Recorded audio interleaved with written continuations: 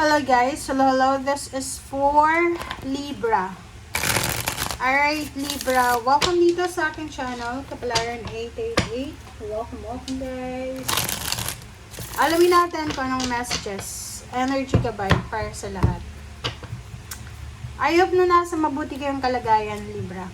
Okay, so first two cards tayo, there's a Hierophant and Seven of Wands. So sinasabi ng bara sa'yo, Libra, na you are lucky, you are super lucky, you are fortunate sa mga tao sa paligid mo kasi you are supported, you are guided, and you are protected. So kung sino man ito, ng mga tao na to na mga mentor mo, friends, family, or kung sino man sila, they are supporting you or they will support you sa kung ano man na plano mo.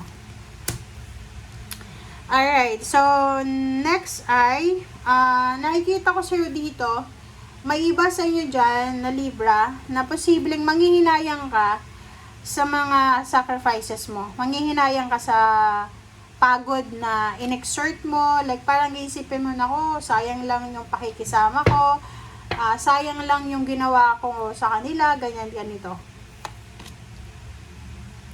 Okay, there's a Ten of Cups and then OMG, ang ganda nito. Sabi ng bara sa'yo dito, Libra, you need to prepare yourself dito eh. You need to prepare yourself kasi there's a celebration, family celebration coming para sa'yo. Like, pwedeng yung iba, may mga kapamilya kayo na magkakaroon ng promotion, salary increase, mananalo sa loto, sa mga sweepstakes, parang ganon. So, sa nakikita ko sa'yo dito, you need to prepare yourself sa mga unexpected na financial windfall na darating sa inyo.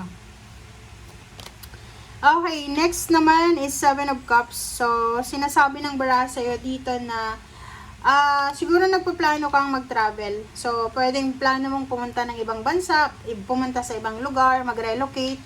And parang nararamdaman mo na once na relocate ka na, once na umalis ka na dyan sa lugar na yan, trabaho man yan, or residence, magbabago yung takbo ng buhay mo. Parang ganun yung paniniwala mo. Okay, diba? Judgment. So yun, isang decision ang gagawin mo. Pwede nga alis ka sa trabahong yan, sa business na yan, or sa lugar na yan.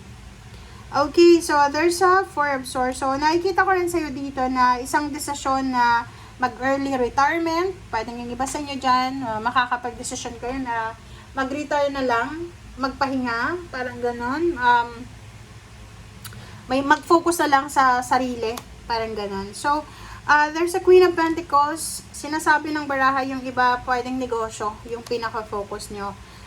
Collaboration. So, mag-asawa to, mag-boyfriend, girlfriend, magpapamilya kayo. So, sa nakikita ko sa inyo dito, you are parang planning na mag-launch ng business together with your family or with someone na pareho kayo ng plano.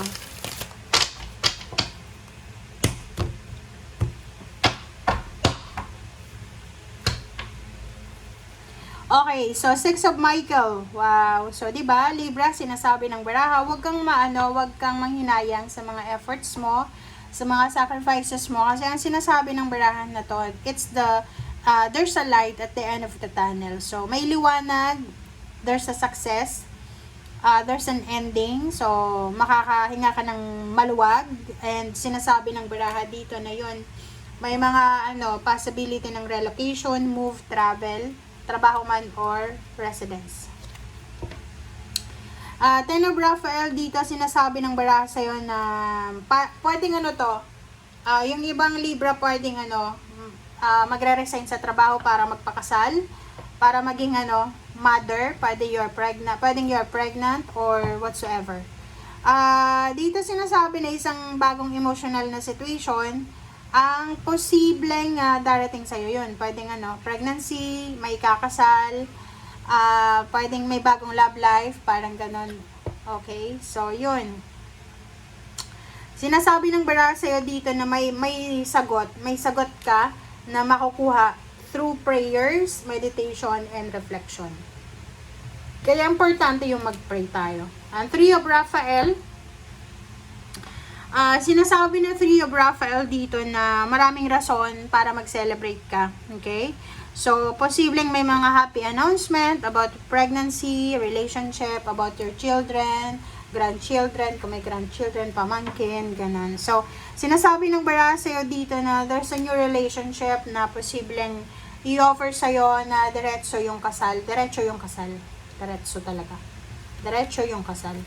Okay, Ten of Gabriel, sinasabi ng bara sa'yo dito na kung may mga ano ka, nararamdaman kang hindi maganda, kailangan mo ng solution, humingi ka ng ng tulong sa mga dalubhasa. Like for example sa health, kung may mga nararamdaman kayo na hindi maganda sa health nyo, punta kayo ng doktor. Kung may mga concern kayo na kailangan nyo ng tulong about sa mga decision making, sa mga household obligations nyo, diba? Magkipag-communicate ka sa family members mo.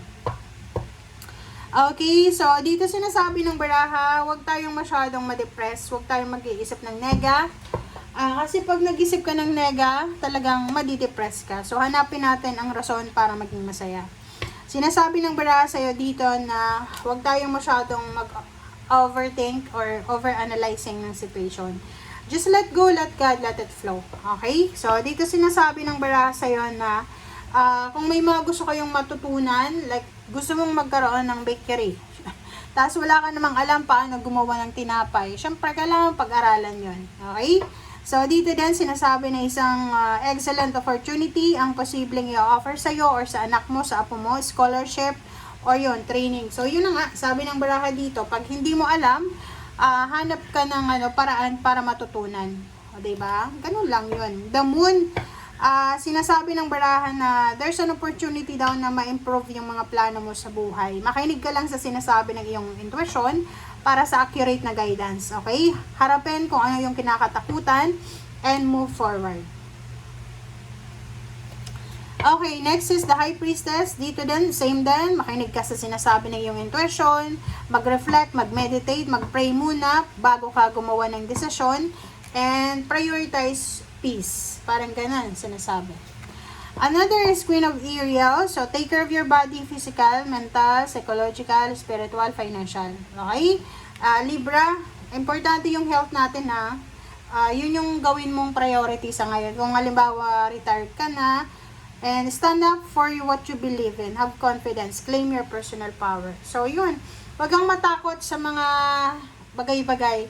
Sinasabi ng barahan na lahat daw ng pangarap mong magkakatotoo yan. Depende kung maniwala ka sa sarili mo or maniwala ka sa kakayahan mo and maniwala ka sa Panginoon.